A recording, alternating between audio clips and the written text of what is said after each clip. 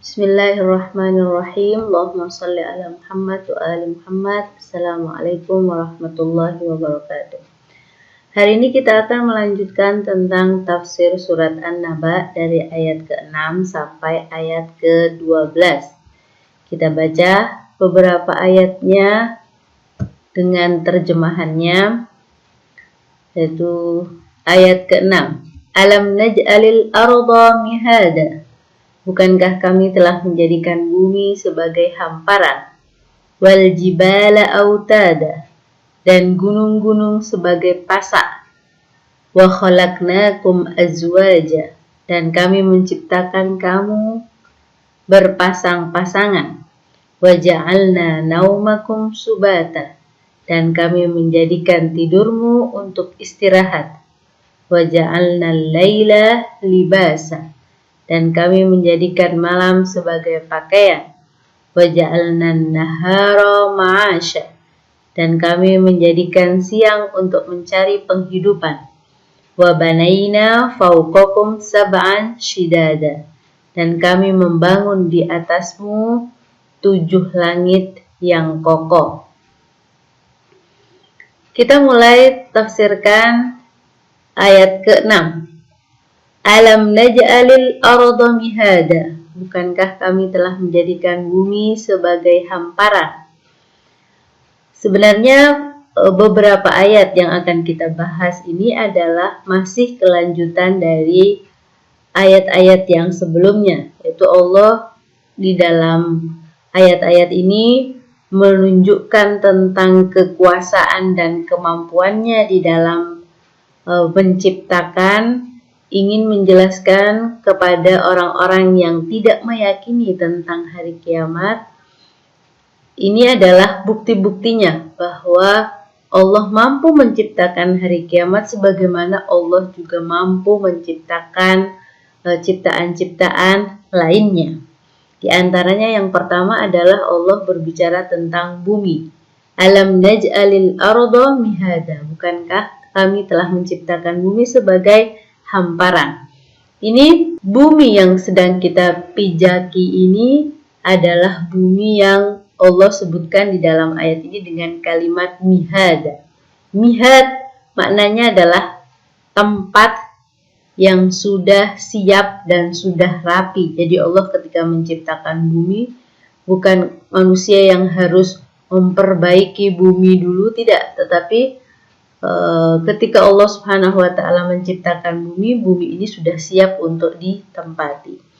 Atau ada lagi yang mengartikan bumi mihada itu adalah buayan, seperti di dalam hadis kita dapati, utlubul ilma minal mahdi ilal lahdi. Mahad artinya adalah buayan atau tempat istirahat yang nyaman. Jadi Allah sudah menciptakan bumi untuk manusia dengan senyaman-nyamannya. Mengapa Allah memilih kata mihada di dalam menjelaskan al-ard atau bumi? Kita berusaha untuk melihat beberapa contoh-contoh kemudahan-kemudahan yang telah Allah berikan, kenyamanan-kenyamanan yang telah Allah berikan di bumi ini. Satu, sebagian besar tanahnya sudah siap untuk ditanami, orang sudah bisa bercocok tanam dengan tanah-tanah yang sudah Allah siapkan. Ini merupakan sebuah kenikmatan untuk manusia. Kemudian yang kedua, bumi menyimpan harta kekayaan. Di dalam isi bumi Allah sudah menyiapkan untuk manusia harta kekayaan seperti bahan tambang, minyak, dan lain sebagainya. Selanjutnya, mampu menghancurkan benda-benda yang sudah tidak terpakai. Jadi keberadaan bumi, ketika ada benda-benda yang tidak terpakai kemudian kita kuburkan, maka benda-benda tersebut akan mengurai dan pada akhirnya akan musnah. Di antaranya seperti jasad manusia. Jasad manusia yang sudah mati dikubur, maka lama-kelamaan jasad tersebut akan musnah dan sirna.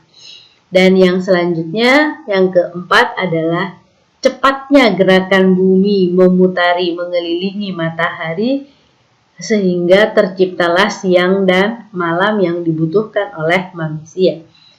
Di gerakan yang sangat cepat bumi mengelilingi matahari ini juga merupakan sebuah kenikmatan untuk manusia. Allah sudah ciptakan dengan sedemikian rupa sehingga tidak mengganggu kenyamanan manusia hidup di atas bumi.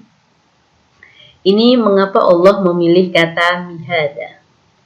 Selanjutnya, wal jibala autada, dan gunung-gunung sebagai pasak.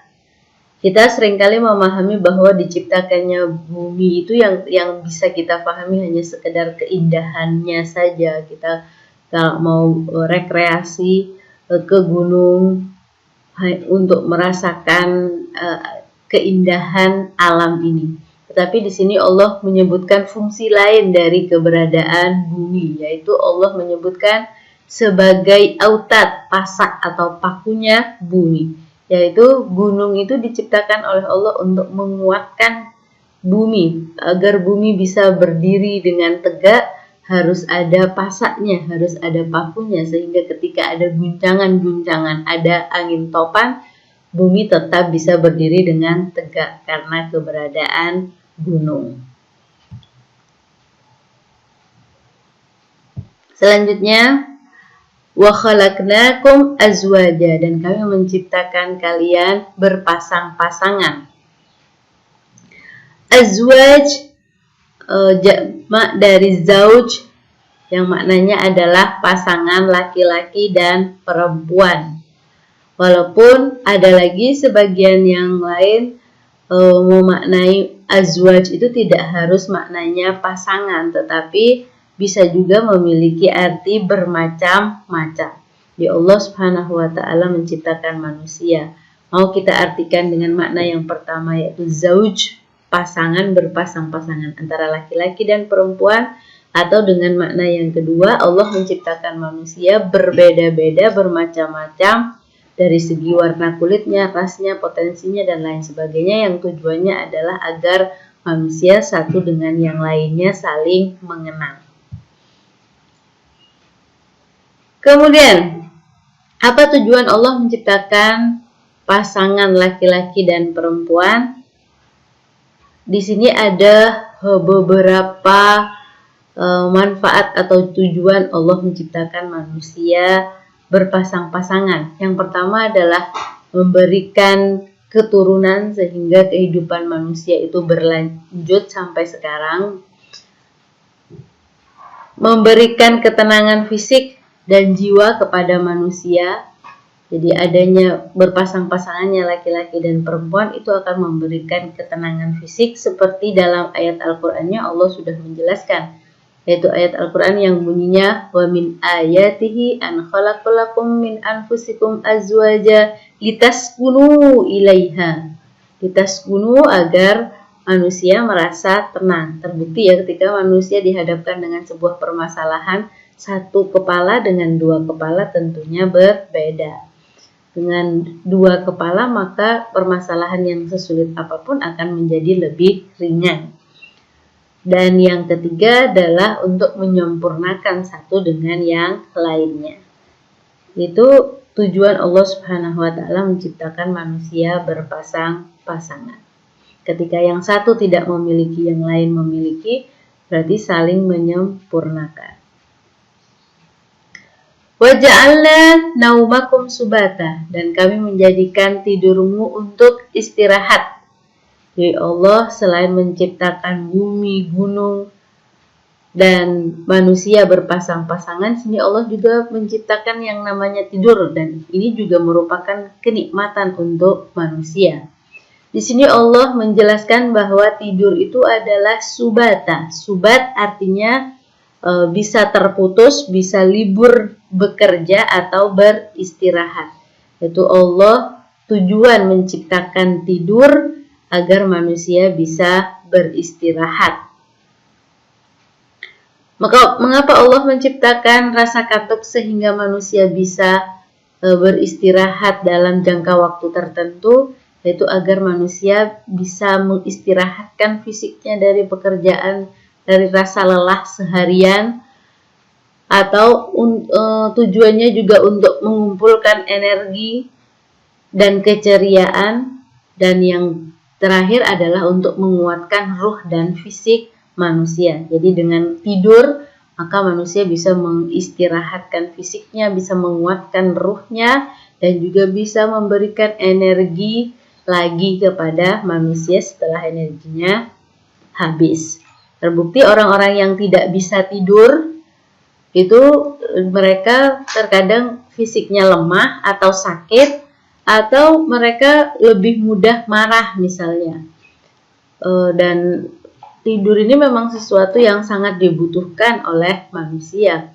Dokter-dokter saja terkadang kalau ada pasien-pasiennya yang sakit, diantaranya juga memberikan obat tidur, karena dengan tidur manusia akan lebih sehat, akan lebih fresh kembali. Sekarang berapa jam manusia harus tidur di dalam satu hari, beristirahat di dalam satu hari? Jawabannya, setiap manusia memiliki kebutuhan untuk beristirahatnya berbeda-beda. Walaupun di dalam keilmuan kita dapati manusia harus tidur setidaknya 8, 7 atau 6 jam di dalam satu hari. Tapi sebenarnya kebutuhan manusia untuk beristirahat itu berbeda-beda. Istirahat atau tidur itu bisa menjadi nikmat untuk manusia saat manusia menggunakan waktu tidurnya dengan sebaik-baiknya, tidak berlebihan dan juga tidak kurang. Orang kebanyakan tidur juga akan sakit, tetapi kurang tidur juga akan sakit.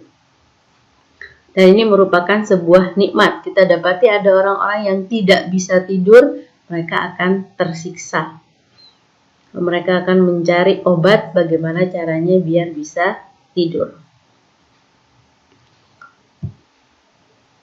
Selanjutnya, waja'alnal laila libasa, dan kami menjadikan malam sebagai pakaian, waja'alnan nahara ma'asya, dan kami menjadikan siang untuk mencari penghidupan. Dua ayat langsung saya sebutkan di sini karena dua-duanya saling berkaitan, yaitu Allah mampu untuk menciptakan siang dan malam silih berganti. Coba kita bayangkan kalau dunia ini isinya hanya siang saja, maka manusianya akan capek karena tidak ada waktu yang pas untuk mereka beristirahat. Karena Allah sudah membuat malam itu adalah waktu yang sangat pas untuk beristirahat. Atau kita ganti dengan yang sebaliknya.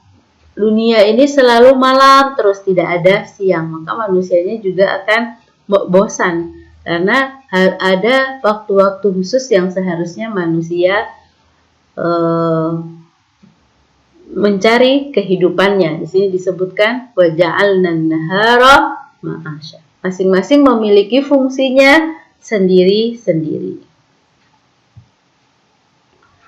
Wa banaina fawqakum sab'an shidada, dan kami membangun di atas kalian 7 langit, 7 yang kokoh. Sab'an di sini ada yang mengartikan dengan makna bilangan 7, yaitu langit yang ada 7 lapis yang seringkali kita dengar. Ada lagi yang memaknai makna sab'an itu dengan makna banyak. Jadi di dalam ayat Al-Quran seringkali ada angka-angka, tetapi angka itu tidak menunjukkan angka tertentu. Misalnya angka sab'an bisa jadi diartikan dengan angka 7, bisa jadi diartikan dengan ingin mengatakan itu adalah sesuatu yang banyak. Kalau diartikan dengan sesuatu yang banyak, maka yang dimaksud dengan sesuatu yang banyak itu adalah semua ciptaan Tuhan yang ada di langit. Wassallallahu ala Muhammad wa alihi tahirin. Assalamualaikum warahmatullahi wabarakatuh.